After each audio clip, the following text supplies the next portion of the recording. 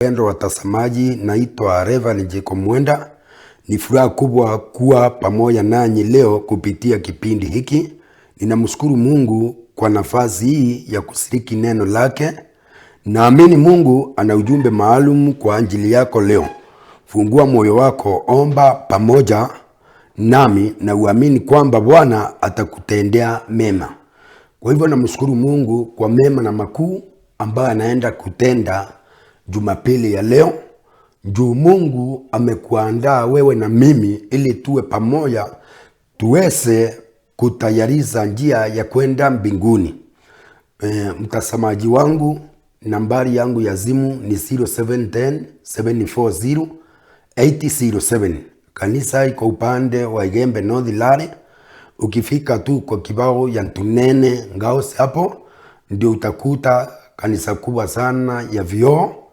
Na siku ya Juma Alhamisi huwa na ibada ya kiunabii. Juma ni maombi makubwa. Na Jumatano huwa katika redio ya Maua FM saa 4 kamili tukamalizia saa 5. Kuimbe dhairo ndende ya redio ya Maua FM 90.7 ntuko ya Jumatano kwa mbili dhainya mwanka dhaidhano kamili hapo huwa na ubiri katika redio ya Maua FM. Kwa hivyo nataka tuende moja kwa moja kwa neno la Mungu ili tuombe Mungu aweze kutubariki. Na Mungu atafanya mambo makubwa kwa maisha yako. Mungu wetu sisi ni kimbilio na nguvu, msaada utakaoonekana tele wakati wa mateso. Usiogope maana mimi ni pamoja nawe, usifadhaike maana mimi ni Mungu wako. Nitakutia nguvu nami nitakusaidia. Kwa hivyo Mungu anasema atatutia nguvu, tusifadhaike. Hiyo ndio nataka kukutia naye mojo na ndio nataka kukubariki naye. Kwa hivyo kabla hatujaingia ndani ya neno la Bwana, kwanza kabisa wasa tuombe ili Mungu aweze kufanya mambo makubwa. Baba wa mbinguni, katika jina la Yesu Kristo, ninakushukuru kwa nafasi hii ya kutangaza injili kupitia television. Ninaomba Roho Mtakatifu aniongoze katika kila eneo nitakalosema, neno nitakalolesema. Wabariki watazamaji wote popote walipo. Wape amani, tumaini, uponyaji na wokovu. Asa neno lako liguse mioyo yao na kuwaletea mabadiliko. Jina lako litukushwe na Yesu aonekane katika kila jambo. Katika jina la Yesu Kristo nimeomba na kuamini. Sema amen.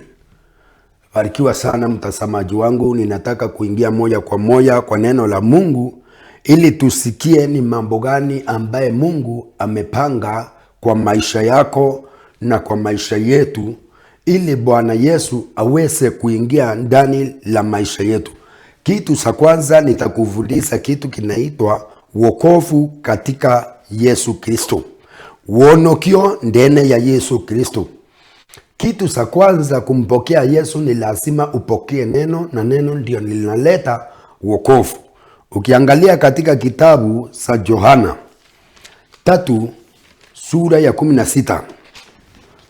Yohana 3 mstari wa 16 na kuendelea, na nitasoma.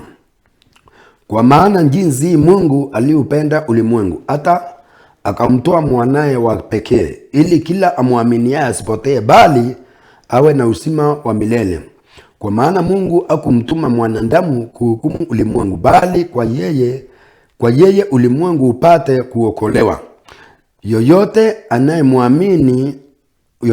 amwaminiaye hukumiwi, lakini asiyemwamini amekwisha kuhukumiwa, kwa sababu hakumwamini mwana wa pekee wa Mungu. Hilo ndilo neno la Mungu ambalo linaleta wokovu ndani ya maisha yetu. Runi rwa rutatu rwa Mungu ruratwathoma ndene yeukuria Joana 3 mstari ya 16 mwanka mstari ya 19. Rutatu rwa Mungu rurua tontobwa ura mwathani endere kirindi kia nthiguru kana endere nthiguru na aritere mwana wawe wa kimumwe nikendoro amwitikia atikia kura indi we ethirwo ari na moyo ywa Kenya na Kenya. Kwa hivyo wale ambaye wanamwamini Yesu Kristo ni mwana wa Mungu, neno la Bwana linasema anakuwa na uzima wa milele na milele. Ni mbibyo kwenda kuritana ruari Yesu katuendere, Yesu katuswere. Batu twari tulikuwa watenda dhambi na tulikuwa tumefungukiwa na utukufu wa Mungu. Na tulipofungukiwa na utukufu wa Mungu, Mungu akaona ni vyema amtoe mtoto wake wa pekee ambaye anaitwa Yesu Kristo mwana wa Mungu. Na neno la Mungu linaendelea na kusema yoyote amwaminiaye asiye akapotea kamwe, bali awe na uzima wa milele na milele. Uzima wa milele na milele. Na anasema hii ndio hukumu. Hii ndio hukumu kwamba yani kore neamba kiri bara batete mwana wa Mulungu. Rira weyire nthigurune eyire ndikenda batwe tweta moyo ywa Kenya na Kenya. Hii ndio hukumu kwamba nuru imekuja ulimwenguni, nao watu wakapenda giza kuliko nuru kwa sababu matendo yao ni maovu. Na ruteto rwa Mulungu rukawa riri kethiro riri ambari nene sana ne kwethirwa Yesu Kristo ari kweya nthigurune ari weru. Ari weru. Nthiguruni erere kumwambiria maandiko yakaua nibendere muundu nkurukia weru. Jumapili ya leo kuna habari njema ambaye Mungu amenituma naye nikulete ndani ya moyo wako, na hiyo habari njema ndiyo itafanya kubadilisha maisha yako kwa jina la Yesu. Neno la Mungu linasema wao, hii ndio hukumu, walikataa nuru na Yesu ndiye nuru, wakafurahia kufuata matendo yao, na matendo yao yawezi yakawasaidia wakaingia katika anga ama katika ulimwengu wa giza. Bare ya weru barenda muundu nkoroki ya weru kuri nto kwendo kuritana ndene ya nkoroweku. Unapomkubali Yesu, Yesu anakuwa nuru ndani la moyo wako. Kwa hivyo ndene ya ukurerea John 3:16 ni uturitana bwea atonia kusundi ya Yesu kwethirwa ari nthigurune kendere kirindi kia nthiguru. Mulungu arona niboya ono ki mwana ndamu amurite wegiene batu twari nkombo cia weya, lakini rira toiwatane thiri na Mulungu nitukumire ndene ya mwao, tuliingia katika utukufu wa Mungu, tukuma ndene ya mwao ya Mulungu na turutonya ndene ya mwao ya Mulungu, naye Mungu akatufanya kuwa watoto wake. Kwa urira wambira si Yesu Kristo atonya ndene ya nkorowe kuu, Yesu nwa kwetha cia mwana wawe. Kwa hivyo yote ambao unayafanya ukuna yule anakutia nguvu ambaye ni Yesu Kristo mwana wa Mungu. Na baraba na Mulungu batetumaira madhwani yo endi batumaira madhwania ya mwana wa Mulungu. Batumaira madhwani ya mwana wa Mulungu. Kwa hivyo nataka tuangalie katika kitabu sa Warumi. Warumi 10 mstari wa 9 na wa 10. Ndene ya ukure wa Roma 10 mstari wa 9 na yue 10. Ikure wa Roma 10 mstari wa 9 tuibwene ate Mulungu akwaria na nkoro cietu, na ni mbibia Mulungu atuthuranirite ntuko ya kiumia ya ruari. Kiumia kia ruari ni kiumia tutharimi sana. Ira mutukumya nio Mulungu aritere mutana wawe wa kimumwe nikendoro amwitikia atikia kura endi aite moyo ywa Kenya na Kenya. na bire tominze korone angwe ikathira kinya marieto yeweta yakethura yateo, lakini no bwirite kumenya kuri na ururenge uthuraniriri ni Murungu, kuri na mawaya ya Murungu akuthuranirite. Kwa wande korone no bwirite kuria boya no kambirie Kristo, no kaigwa rutatu rwa Kristo nikenda Kristo nwe akomba kubwetha cia mantu ya manene na asensia muturiro oku uri wote onokirwo ari na bila biosumbura. Sio sinda ingine inakusumbua, ni kwa vile ukumpokea Yesu Kristo kwa maisha yako. Na Yesu anakuja duniani ili abadilishe hali ya maisha yako kwa jina la Yesu. Sema amen. Abo sensi aliyeto endera Yesu. Warome 10 mstari wa 9 ni atekuwa, kwa sababu kama ukikiri kwa kinywa chako kwamba Yesu ni Bwana na kuamini moyoni mwako kwamba Mungu alimfufua kutoka kwa wafu utaokoka. Rutete rwa Murungu ruriwa tokia kwethera batu twakuyira na kanywa etu ati Yesu Kristo ni mwathani, na tweteke ndene ya nkoro cietu, tweteke ati uma Murungu na ariukirie mutana wawe arauma kiri aku tukonoka.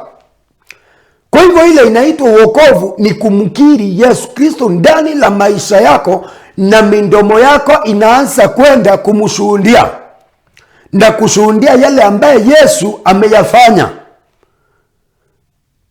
Kwa uto kio mukoyera na kanywetu ati Yesu Kristo ni mwathani, we ura wakwire na Murungu aramuriokia kuma kiri aku nonto rutatu rwa Murungu rurwa batu ni twakwete nonto baweya enderera mutana wa Murungu atukwirire aratuma turaeta moyo ya Kenya na Kenya.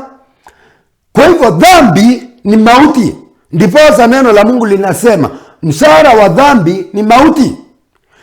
Kwa hiyo mshahara wa mweya ni kuo, na Yesu maandiko yariwa we Yesu na tukwirire nonto bweya bwetu na weya bo nebo bura Yesu Kristo ari kuriuka kiri akuo, nebo bura anaba Murungu tukuona ruare moyo yura turi na yuo, turi na moyo nonto ne toriukaniria muna Kristo, na twekuria niria muna Kristo turaeta moyo yo Kristo nonto wenwe weyire kwenyangie kuo, nwe weyire kwenyangie irumi bila bionde byaretwe ende maandiko yakaua uro kwenyangirwa irumi ni yule ambaye atakiri Yesu Kristo kwa kinywa chake ya kuwa ni Bwana na kumwamini moyoni mwako ya kuwa Mungu alimfufua katika wafu ataokoka. Yani tunapoamini ya kwamba Yesu Kristo ule ambaye Mungu alimfufua katika wafu, tumwamini ni mwana wa Mungu, neno la Bwana linasema huyo ndio ataokoka. Uroetekia Yesu Kristo ni mwana wa Mungu, maandiko yaliwa unwe ukono kuwa. Ukiangalia mstari wa 10, kwa maana kuwa moyo wa mtu uamini hata kupata haki, na kwa kinywa ukiri hata kupata wokovu. Yani wonokio tonge uba wekira wonokio kiri uwe ni kusikia neno la Mungu na kuliamini.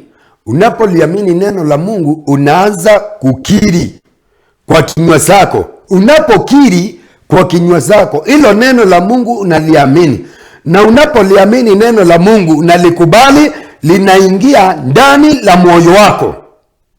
Na neno la Mungu linapoingia ndani la moyo wako, neno la Mungu linasema unapata haki.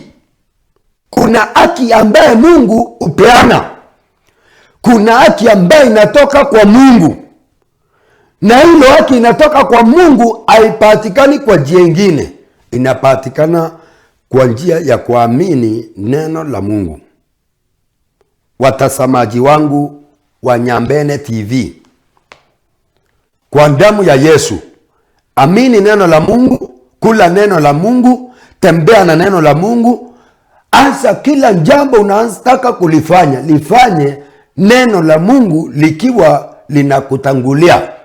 Na ukitanguliza neno la Mungu kwa maisha yako, hautafanya jambo lifeli, hautaanguka. Ni kwa sababu gani? Mtangulizi wako ambaye anakutangulia ni Yesu Kristo, mwana wa Mungu. Neno la Mungu linasema ukiamini, kwa maana kwa moyo wa mtu uamini. Unapoamini, naye Mungu anaweka kitu kinaitwa haki ndani la moyo wako. Ukiangalia katika mstari wa 11 linasema nini? Kwa maana andiko la nena, kila amwaminiaye atatahayarika. Neno la Mungu linasema kwa maana yule amwaminiaye atatahayarika, atasangaa, awatasamushangaza. Yani kiriura wendo mwetekera sianto bateri yaranwe. Jukuna mambo ambaye Mungu anafanya naye. Kwa uwe atekororiarerwa, kwa uwe atekorosokerwa nindao, atekororwa ni andoba momba, atekororwa na kusindwa, atekorodhekwa dhekeka, lutetororwa Mungu kendo minyarure inya. Paulo na Asila walipowekwa gerezani, neno la Mungu linaendelea na kusema, mitume wakakusanyika pamoja kuimba na kuomba. Na neno la Mungu linasema, naye Mungu akasikia maombi ya mitume, akatuma malaika. Wakati wa neno la Mungu linasema Paulo walikuwa wamelala, wakakushwa wakiwa usingizini. Na walipokushwa na malaika, walipoamka wakaona milango ya gereza imefunguka. Na kutangazia Jumapili ya leo ya kwamba milango yako iliyefungika, milango yako umeng'ang'ana miaka mingi ifunguke. Yesu amenituma kwako nikuambie, inaenda kufunguka kwa jina la Yesu. Na mlango ambaye Mungu amefungua, hakuna mwanadamu, hakuna milango ya kusimuni ambaye inaweza simama kinyume kufunga milango yako kwa jina la Yesu. Na ninataka mtazamaji wangu ambaye unanitazama, umwambie Bwana, milango yangu haitafungana tena. Na mlango uliofungua, hakuna mwanadamu wa kumifunga milele na milele. Amina. Uteomba umeinga, uteomba kuriereri tharimo byaku. Nonto rutetora Murungu ruriwa utaura mwathani Murungu endere kirinde kya nthiguru na ritere mwana wake wa kimumwe nikendoro amwitikia atikia kura ende we ethirware na moyo wa Kenya na Kenya. Kitu sa pili, bila ngukuritana kiongo kia rutato kia mbele kiwire wokovu katika Kristo. Wokovu katika Yesu Kristo. Wono kibwabwe yanasia na Yesu Kristo. Namba 2, kile kitu unaweza pokea unaposikia neno la Mungu ni kitu inaitwa imani inayosinda. Kule na wete kibura bureta umbani. Na bo wete kibura bureta umbani tuombo buona ndene ya ukure wa Ibrania 11 mstari wemwe mwanka wa 6. Tuasa tuangalie katika kitabu sa Waibrania 11 mstari wa kwanza na mstari wa 6 na kuendelea. Kwa hivyo unapompokea Yesu ni lazima uamini ya kwamba kuna mambo ambaye Yesu Kristo anaenda kufanya na maisha yangu. Wetekie ate Yesu Kristo mwana wa Mungu kore bila eyete kubwethia ndene yotoro bwakwa. Mara nyingi wanaombea biashara sana, lakini wasa nikuuliza swali moja, nikuambia wewe utabarikiwa na kazi na bado haujawahi kujitahidi kufanya kazi, haujawahi usa hata majai, haujawahi usa hata mandisi, haujawahi usa hata sindano, lakini kila wakati nakuambia pokea baraka ya kazi. Itatoka wapi na wewe bado haujajikakamua? Ngakinyanga kurombera ngakwela amberie ngwe nawe no bwire to karande ukadhwanwa siuri atire unafanya kitu inaitwa mikakati ya kazi. Na usipofanya hiyo mikakati ya kazi, lazima utaona wengine wanafanya kazi wanainuka, lakini wewe kila wakati unasema mimi ninaomba sana, ninaombewa na watumishi wa Mungu sana, lakini bado mimi sijabarikiwa. Utabarikiwa kivipi kama wewe bado haujaamini, haujajiandaa ati ya kwamba ni lazima nifanye jambo ambalo linaweza leta baraka? No mwankawerie kurita kubwethio ntobura bukandamana na idhalimu. Kwa unaposikia mtumishi wa Mungu anaanza kuombea biashara, anawasema kazi ya mikono yako itabarikiwa. Kumbuka mtumishi wa Mungu wakati alipotumwa kuwaokoa wana wa Israeli Misri, Mungu alimuuliza, ni kitu gani umesikilia na mikono yako? Mtumishi wa Mungu akamwambia ni fimbo. Na alipomwambia ni fimbo, Mungu akamwambia angusha hiyo fimbo chini. Alipoangusha hiyo fimbo chini, ikageuka kuwa nyoka. Hapo ndio Musa akaamini ya kwamba hata ninapoenda kuwaokoa wana wa Israeli, kweli ninatembea na nguvu ya Mungu na Mungu yu pamoja nami. Kwa Mungu atumaira kiroe na kio atemnyo atumira kiroe tena kio. Rira kwariria rutatoro Mungu ruwera atire imani ndio uleta haki. Yani wete kio nebo bureta oma ndeneku. Wakati mama mjamzito anabeba mimba, huwa anahesabu miezi na anajua ikifika miezi 9 ni lazima mimi nitabarikiwa na mtoto. Anakuwa na uhakika mimi ni mubarikiwa. Na hiyo miezi ikiisha, nilikuwa mmoja, sasa nitaongezeka, tutakuwa 2. Weteke nebuete kasikirwa kamnya eitarero kyokinya meri kya kuthira eitara ko kutharimwa nirethengerete na nevero thuranirete akemnya thainde umwe endi nkethiro turebele na nkaewa mwana. Hiyo ndio inaitwa imani. Na kama utakuwa na hiyo imani ni bure, ni udhari kuore mwetanirete na Mwathani. Yesu asifiwe sana. Jumapili ya leo ethirwe ni bure athigatiba Kristo ende bukethirwe ni bure antu bakuya kuona siama. Wajua yule anakuya kutafuta tu ishara na kutazama miujiza ikitendeka, ataona miujiza ikitendeka, lakini baada ya ibada kumalishika atatoka tu na miujiza na ataenda akisundia vyenye yametendeka, lakini si moja wao wa kuunganika wa kutendewa ile miujiza ambayo ilikuwa inatendwa. Ukethirwe muntu wakuya kuona siama ki endethirwe muntu umwe wa kuambiria siama no weta na siama nikenda siama bira bikabwethika ndene ku lietwenera Yesu. Jina la Yesu lipewe sifa. Ethirwe umwe wa kuoya na wa tuli mwe ndene ya TV ya Nyambene era Murungu baba ntio kuona siama, lakini Murungu ndio kwa mbira siama na nkaita na ile na siama na nkaita na ile lotetoro Murungu uralo kuwa kanolo kubwa kubwethia nkabwethia. Kwa hivyo kuna imani inaosinda kwa inawete kebura bomba. Na angalia katika kitabu cha Waibrania 11 mstari wa 1 inasema nini? Basi imani ni kuwa na uhakika ya mambo yatarajiayo, ni bayana ya mambo yasiyoonekana.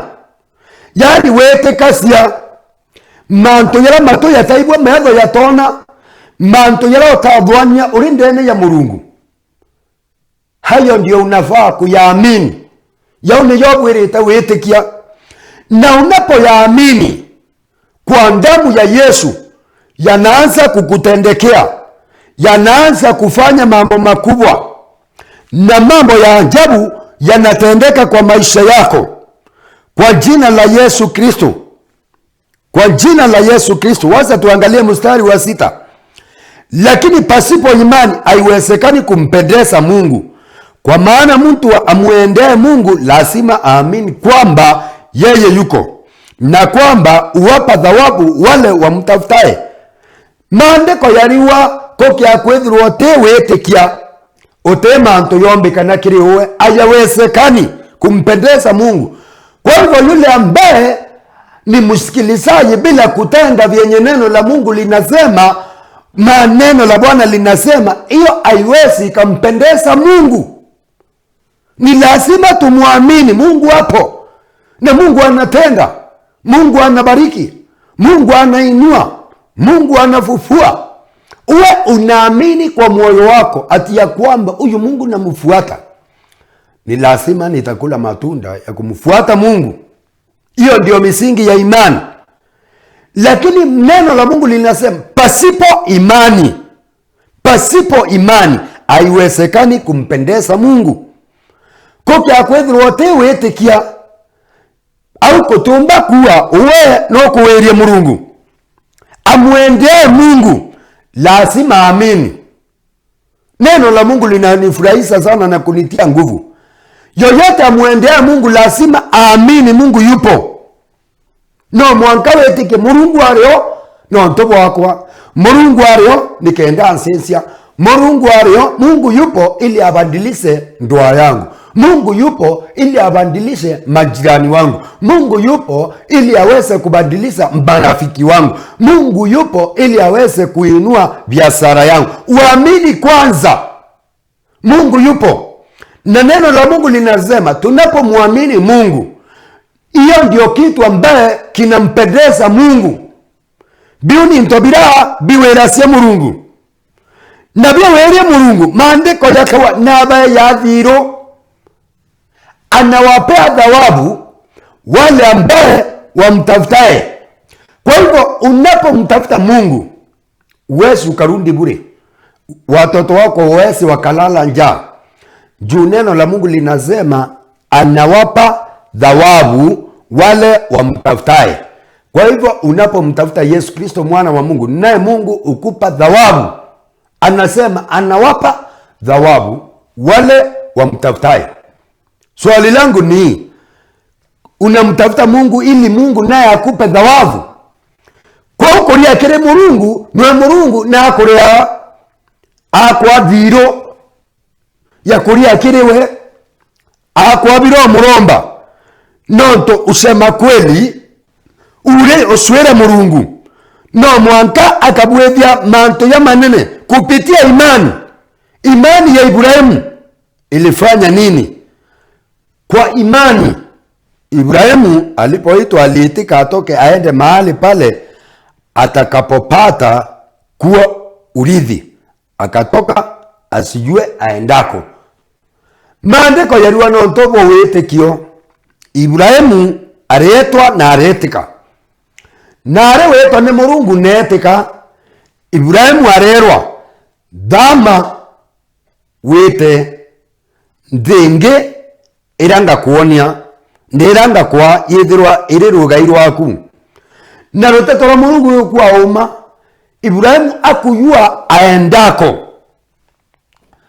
Ile shida inatusumbua sana tukiwa makanisani, na kama hata Jumapili ya leo huwa naombea mahitaji kila wakati sana, lakini bado haujaondoka kwa mahitaji lako. Ni kitu moja ambayo kinaitwa kukosa kitu inaitwa imani. Huyu ni Mungu anaongea na mtumishi wake Ibrahimu, akamuita kwanza. Neno la Mungu linasema Ibrahimu akaitika Mungu.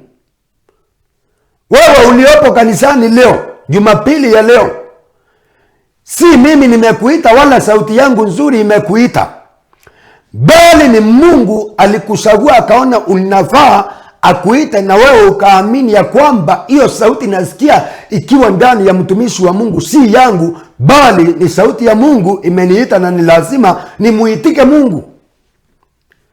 Na unapomuitika Mungu, kitu cha kwanza anakuambia ama kwa dhambi, ama kwa uchawi, ama kwa majini, ama katika kusanyiko ya watu wabaya. Na unapoamini kuama, hapo naye Mungu anaanza kukubariki. Neno la Mungu linasema wazi, Ibrahimu akatoka kwa jamii yao akaenda katika nchi ingine ya Wakanani, na hakujua ni mahali gani anaenda, lakini aliongozwa na alielekezwa na Mungu, na akaamini hiyo ni sauti ya Mungu. na akachukua safari ya kwenda. Na alipoenda katika ile nchi ya ugeni, neno la Bwana linasema Mungu akaanza kumubariki Ibrahimu. Kankwenda okwira rware wetekia ruteto ro Murungu na wathama ya ura Ibrahimu athamire atisi ni kwetete Murungu akutharima thama kire kwagaya cia family ama katika desturi za kifamilia. Lazima kuna familia wanasema wakati mtoto anazaliwa ni lazima tumuepushie laana kwa njia ya kukata kondoo masikio. Alafu wasee walango wanasimama wawili ama waine, wanainua kondoo, huyo mtoto anapitishwa ndani ya kondoo ama chini ya kondoo ikiwa imeinuliwa tu, anapitishwa mara 7. Ati ya kwamba wanasema ili maaso mbaya yasimuone, ili mtoto asiye akapatwa na unajisi. Wasa ni kuambia kitu kimoja, hayo ni mambo yamepitwa na wakati. Ukimwamini Yesu Kristo mwana wa Mungu, hakuna laana kwa mtoto aliyezaliwa, hakuna laana kwa familia yako. Hata usipokatakata makondoo masikio, hata msipoua kondoo, kuna mwana kondoo wa kipekee ambaye Mungu mwenyewe alikuwa anampenda sana, ambaye anaitwa Yesu Kristo mwana wa Mungu. Ukimwamini tu, ile laana, vile vifungo vya kisamani vimekufunga, vinakuondokea kwa jina la Yesu, vinaondoka. Kwa hivyo usikae ukiogopa ati ya kwamba mimi bila kufanyia watoto wangu taabiko fulani ya kindesturi na mila, ati ni lazima kwangu niweke walinzi, utafute watu ambao wananena laana wasunguke mboma na wapande miti ili wasawi wasipate kuingia. Wasa ni kuambia unajindanganya mawazo yako. Hata kunaposhungukwa, hata kukiwekwa mawe ya ulinzi, hata kukiwekwa miti ya ulinzi, hata hao wazee wa kunena laana wakuye wanene laana kwa familia yako ati wasawi wasie wakaingia kukuroga, hiyo ni kazi bure. Juu pia wale wananena nao laana ni wasawi, wanajiunganiza na kikundi sa waganga na wasawi. Wasa ni kuambia yule anaweza ondoa laana si mtu mwingine, ni Yesu Kristo mwana wa Mungu, ambaye tutamuamini na ndiye anaondoa hiyo laana kwa jina la Yesu. Salimia aliye karibu na wewe, mwambie usiamini desturi na mila, muamini Yesu ili laana iweze kuondoka, ili matatizo yaweze kukuondokea. Na ni kwa jina la Yesu. Nilikuwa naongelezea mambo ya imani. Naongea mambo ya imani. Tunaona imani ilipoingia ndani ya Ibrahimu. Ibrahimu aliitwa na akaitika. Na kuombea sana leo uweze kusikiliza sauti ya Mungu. Na Mungu anakuita na Mungu anakupenda. Mungu hakufurahi na mwenye dhambi akufia katika dhambi, bali alituma mwana wake wa kipekee. Neno la Bwana linasema yoyote amwaminiaye asipotee, bali awe na uzima wa milele na milele. Unapomwamini Yesu, Yesu naye anaweka uzima wa milele na milele ndani la moyo wako kwa jina la Yesu. Na neno la Mungu linaendelea na kusema mstari wa 9, kwa imani alikaa ugenini katika ile nchi ya ahadi, kama katika nchi isiyo yake, akikaa katika hema pamoja Isaka na Yakobo warithi pamoja naye wa ahadi ile ile. Maandiko yaliwa na ntobo wetekio.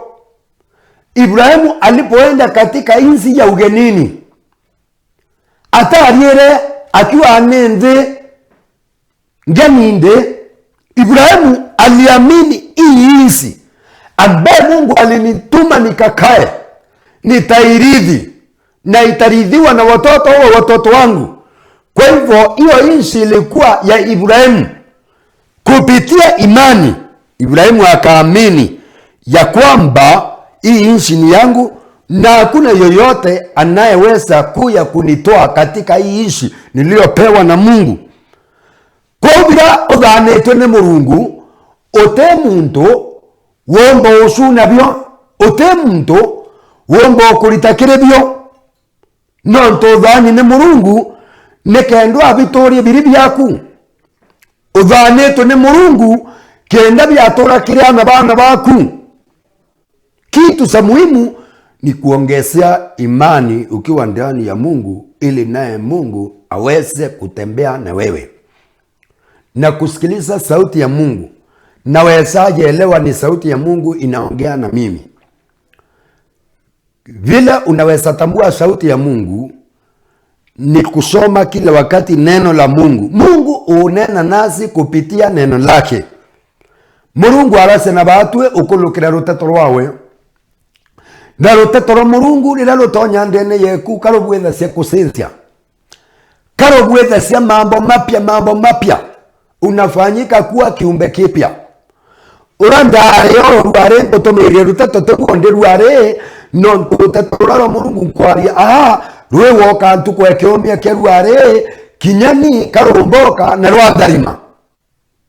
Kundi aria kintu kira kiri no kuye ndene kwa nekenda na kwo kintu kira kiri kuye ndene kwa kiekiro kuye ndene kurie twenera Yesu. Na nilapofanya kufanya ushuhuda ndani yako litakutia nguvu. Leo ruwawe kira inya. Na rowe kira inya nebuwa ntuona muntu rorete ruteto rwa Murungu arwania naibasua rukitheruka ndene we atarwarie kiri bangi. Na ndiposa neno la Mungu linasema hivi, Paulo arabera ili neno na mufundisha, na nyinyi muwe mnafundisha wengine na wengine na wengine na wengine. Kwa hivyo sosea kipaji kilio ndani yako ili kiweze kukua. No mwankabire bidendene ku wamberie kubirite vya gwe nikenda byombokora. Kama wewe ni mfundishaji wa neno la Mungu, endelea kuwafundisha wengine na wengine. Kama wewe ni muimbaji kanisani, endelea kufundisha wengine kuimba, ili kipaji kilio ndani yako kiweze kukua na kuendelea ili kilete faida ndani yako. Kiewa kia unabii kukia kwethira ntakirite ngweke umbokura ndona manto ya muntu kana ndato Murungu ngakira kitikionekana na kiteke minyokura. Diposa unaona Mungu alinituma akaniambia Jumatano uwe unaingia katika redio ya Maua FM kuanzia saa 4 mpaka saa 5. Uwe unawahubiria watoto wa Mungu na kuwatabiria kwa hiyo redio. Na ninamshukuru Mungu sana juu wanaanza kushuhudia mambo makubwa na mambo ya ajabu ambaye Mungu ameanza kuwatendea. Wengine wanasema walikuwa magonjwa ya kuumwa na viungo wakaponyeka. Kwa hivyo mtazamaji wangu wa Nyambene TV, unaponitazama Jumapili ya leo hapa kanisani, na kuambia kuna mambo ambaye Mungu anaenda kuyafanya, na sio mambo madogo bali ni mambo makubwa ambaye yatabadilisha hata kijiji ambaye unakaa. Kinya tora rerori ya aruare kwendo kwera Murungu na etete kuresensia etora rurera wairaroi etora rurera etethomeka ciana etora rurera wantu bokira bacoka ndirenge kwendo kwera ndikuroreria etora ruri etwanera Yesu. We ondikirite no ndatelete ndende ya ntukwemia ruare kwendo kwera mwathani na etete wokirie etora riu. Mutazamaji wangu, we ondiatelete kinya kire Facebook okwandika Jakubu Mwenda, no ndiatelete kire YouTube kwendo kwera ngai na etete kutharima, ngai na etete wokiria, ngai na etete ucokirie romba riaku, ngai na etete ucokaniri into biaku, ngai na ibetwe iromba riaku. Na ngwira ritaira Murungu kwendo kwera ruare atuba miongo bawani yotheri ende ankwendo kwera ire aku tukwe kiumia ruare. Mungu anaenda kukulipa mshahara wa kazi ambayo unamfanyia kwa jina la Yesu. Na kurete na iteto ukie kuraya na iteto ukie rioro miongo yonde aiyalisi boteko makania. Walisema nini? Walikupangia haji? Ni mambo gani wanaanza kutenda juu ya maisha yako? Lakini wasa ni kuambia kitu kimoja, Mungu yu pamoja nawe kwa jina la Yesu Kristo. Kwa hivyo imani wetekio nebotoma mantu ya manene yakabwethika mbere tuambiririe wonokio ndene ya Yesu Kristo. Unapompokea Yesu tu, imani ira yombana wetikia kura kutuma hatu asinda mantu yonthe. 3 ni inya ya maromba urekari. Kuna kitu kinaitwa nguvu ya maombi. Katorolele ndene ya ukure Jakubu 5:16. Nguvu ya maombi inya yeromba urekari, inya yeromba ureritangwe. Mwathani aretwira kintu kia mbere no mwanka tuungame dhambi, tumburanire weye bwetu, tumburanire wareto. Tunapokosana nyumbani, nkarea kumwambia mama watoto wangu, ni kitu gani umenifanyia? Tunaweza sameana? No, hatuwezi tukasameana. Lakini wakati tunaketi zini tunazungumza naye, ninamwambia umenikosea hivi na hivi, hapo tunaweza sameana. Nebu antondene ya ukurere Jakubu 5 mstari wa 16 na 17. Enyewe inaongezea hata imani ya maombi.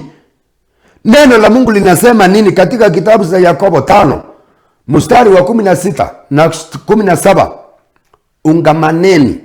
Ungamaneni dhambi zenu, nanyi ungamaneni dhambi zenu nyinyi kwa nyinyi, na kuombeana mpate kuponywa. Kuomba kwake mwenye haki kwafaa sana, akiomba kwa bidii.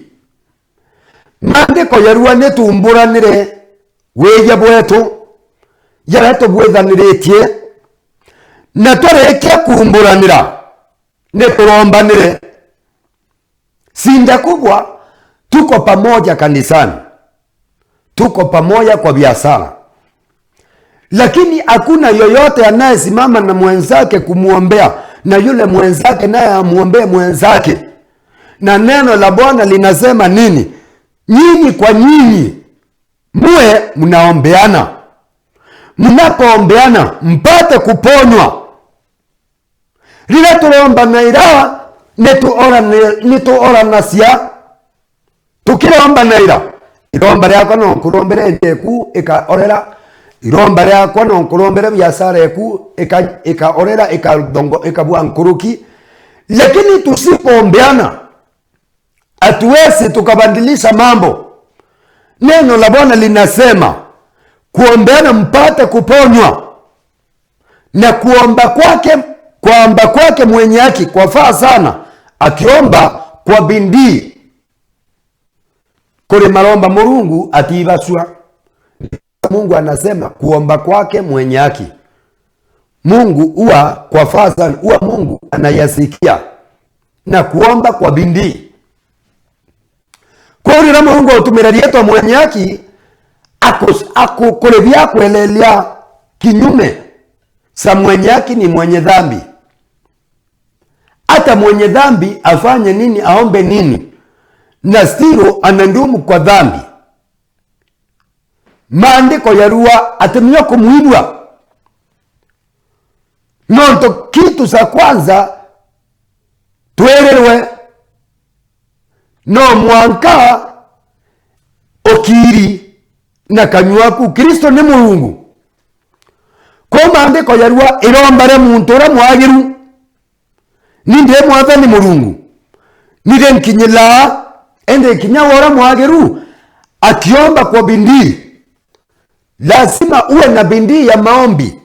Nebu antoke aweta mstari yuyo 17 yokuata Elia ari muntu yabatwe na tabia ni waira siantu araromba na bidii, araromba ndiye kiakura ndene ya ndegoro kipindi sa miaka 3 na miezi 6.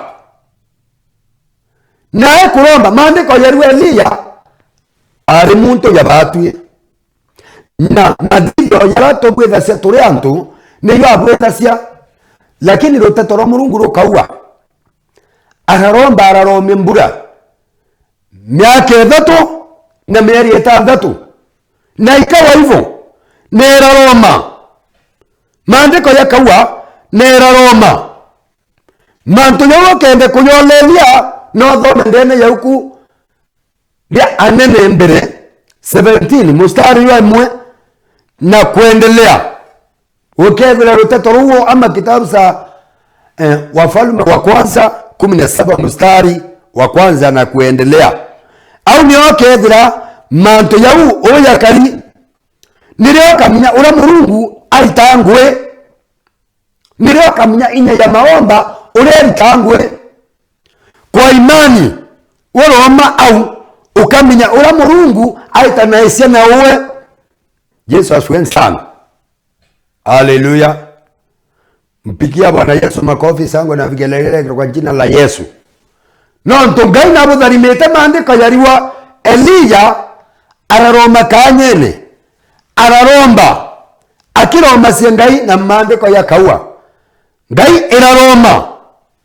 Haleluya. Irare akura eitara miaka 3 na mieri 6 no ntobira atumira ne kuromba iromba re mwenyaki Murungu ne ibaswa au kukaura na aliposimamisha mufua bange bakibaswa mpara bange bakithangika Murungu na thuranirite ne ku Elija atethukira ne kwa kombanira ne mbia kare ne mbia kanywa.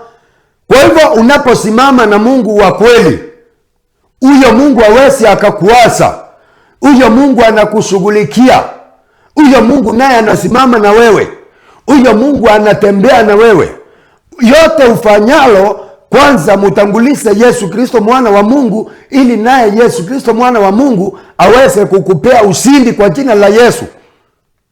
Nikenda Yesu Kristo mwana wa Mungu nwako akuombana lietwenere Yesu akuombana lietwenere Yesu.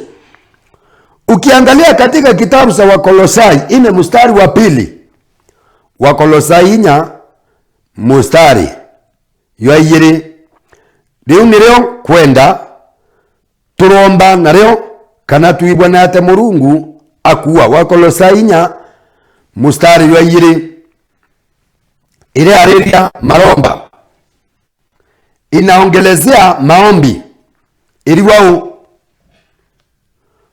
kituombea na sisi pia kwamba Mungu atufungulia milango kwa lile neno lake, tuinene siri ya Kristo ambayo kwa ajili yake nimefungwa.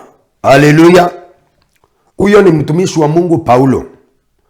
Paulo aliwa kinya batu tweburombaira na kinya babwe nabwe turombaireni nekenda Murungu aturuurira miari ya ruteto rwawe tuminobwira mantu ya itindene ruteto rwa Murungu.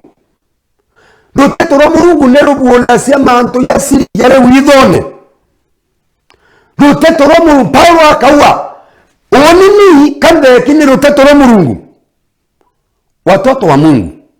Korinto nkwenda oburombera lietwenere Yesu reka wethirwe bibi kuthekete ni ruteto rwa Murungu ukathekwa ni mantu ya nthiguru. Fungwa na neno la Mungu, thekwa ruteto rwa Murungu na wathekwa ni ruteto rwa Murungu uwakure antwara Murungu awikia anene kuribira Murungu akabwethi binene na Murungu arike no bibwethia uwatethirwo kwena nthao uwatethirwo kwena nkanja maisha yaku yonthe kokombana. Nenkwenda turombe uturo bwo kumbana, nenkwenda wera Murungu akusinzie na njira nene, nenkwenda urolelie mathitho ya Murungu aiteta kubwethe na wari yetwendera Yesu. Kwa kankwenda kubanga iromba rira nkwenda turomba na uwe na wone bila Murungu akabwethia ndienda turombe iromba na kutharima iromba ryo wukiria iromba rya kutharima ngwesi ya njara ciaku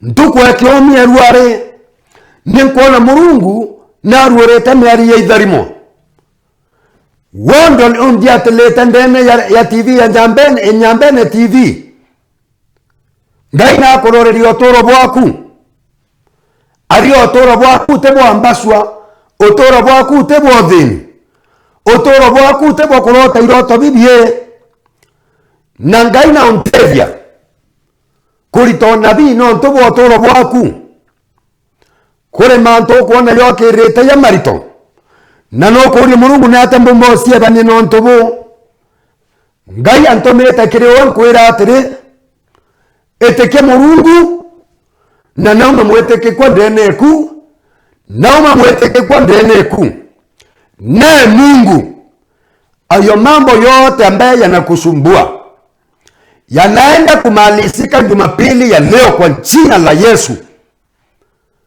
Kwa undienda wokireja siku turombe amona uwe irombare ndienda urisokerie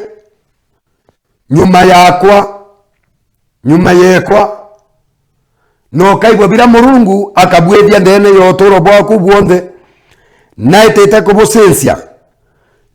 kubosensia riyetwenera Yesu na bosensia manto ya manene na yainya ukona yakibwetheka ukiria njara siaku. Sema Bwana akubariki na kukulinda siku zote. Neema ya Mungu ikutose katika kila jambo. Baraka za mbinguni na siwasukie maisha yako. Bwana ufungue milango ya mafanikio mbele yako. Utembee katika afya na amani na furaha. Bwana Yesu asifiwe sana. Kankwenda urombe romba leo ni kwa sababu gani huwa narundia hili ombi kila wakati? Iromba leo ni Murungu na mbele tanire kudhiria nkoma. Kuna mapepo yaliyowekwa kwa mwili wako, lakini unaporundia hili ombi linang'oa magonjwa, linang'oa laana, kila tatizo ambao linakusumbua kwa waso lako. Lakini unaporundia hili ombi, naye Mungu anaharibu misingi ya Shetani kwa jina la Yesu. Nenkuona kurebe kirimeteo yobawata. Nenkuona kurebe kirimirimo ndani ya miri yo. Natasama naona kuna wale wameandikiwa mandawa ya masukari, mandawa ya presa, mandawa ya kila aina, na wanakaa hali ya kusumbuka. Lakini Roho wa Bwana ananiambia dakika hii, wakati huu, Mungu anaenda kufanya mambo makubwa na mambo ya ajabu ndani ya maisha yako. Sasa kupitia hili ombi ambaye nimekufundisha uwe unaomba kila wakati, usiku na mchana, mwambie Mungu nibariki. Kila kazi ya mikono yako ibarikiwe. Mungu akupe hekima na ufahamu katika maamuzi yako. Uwe kiso wala wewe si mkia. Ndiye kurombera ngekwera we kumaruare. Uwaruare otemkia. Wewe ni kiswa. Na mambo makubwa unaenda kuyafanya kwa jina la Yesu. Mambo makubwa lazima utayafanya. Nonto Murungu uwa netete kutharima ngwesi anjara siaku nareke na kuitharima no mwanka Murungu akethwa aria na uwe. Kwa hivyo mtazamaji wangu wa Nyambene TV, lazima Bwana atafanya mambo makubwa. Na sasa naenda kumalishia, na kabla ya kumalishia ni lazima nikuombe. Naingia kwa maombi sasa. Na ndio kumerombene ngakwela namba yekwa ya thimu nikendo kuomba kundingira kila wakati. Ukitaka kusupport hii kipindi ni vizuri usupport na Mungu atakubariki sana. Wasa tuombe. Baba wa mbinguni, katika jina la Yesu Kristo tunakushukuru kwa siku hii njema na kwa nafasi ya kutangaza injili yako kupitia television. Ninakutukuza kwa sababu wewe ni Mungu mwenye nguvu, mwenye rehema na mwaminifu wa milele. Bwana, najiweka mikononi mwako, nijaze Roho Mtakatifu, nipe hekima, ujasiri na upako ili nisungumze maneno yanayotoka kwako, si kwa hekima ya mwanadamu bali kwa uongozi wako. Na waombea watazamaji wote popote walipo, wafikie kwa nguvu za neno lako. Walio wagonjwa wapokea uponyaji, waliovunjika moyo wapate faraja, waliokata tamaa wapate tumaini, na wasiomjua Kristo wapokee wokovu. Bwana, funja vifungo vya dhambi, ovu, magonjwa na kila kazi ya adui. Amani yako itawale katika kila nyumba inayotazama kipindi hiki. Roho Mtakatifu aguse kila moyo na afanye mapenzi yako yatimishwe. Tunatangaza kwamba Yesu Kristo ndiye Bwana, Mwokozi, mponyaji na mkombozi. Kwa jina lako litukuzwe kupitia kipindi hiki, na watu wengi waje katika ufalme wako, katika jina la Yesu Kristo Bwana Mwokozi wetu tunaomba na kuamini. Amen. Mtazamaji wangu, nambari yangu ya simu ni 0710 740 807, 0710 740 807. Na mbeu ya thimu wameona kile TV ke screen ya TV, na wenda kundiatilazana wa huku kile YouTube, andika Reverend Jacob Mwenda Wambona, na kile Facebook andika Jacob Mwenda, ukethro ukithiatila ntumirie kwa imwe kwa imwe, na Mungu wa amani atakubariki sana. Ngai akutharime na bukinyithia nene, na ni kwa jina la Yesu Kristo. Barikiweni, barikiweni, barikiweni, barikiweni, na ni kwa jina la Yesu natangaza mbarikiwe kwa jina la Yesu. Amen. Amen. Amen.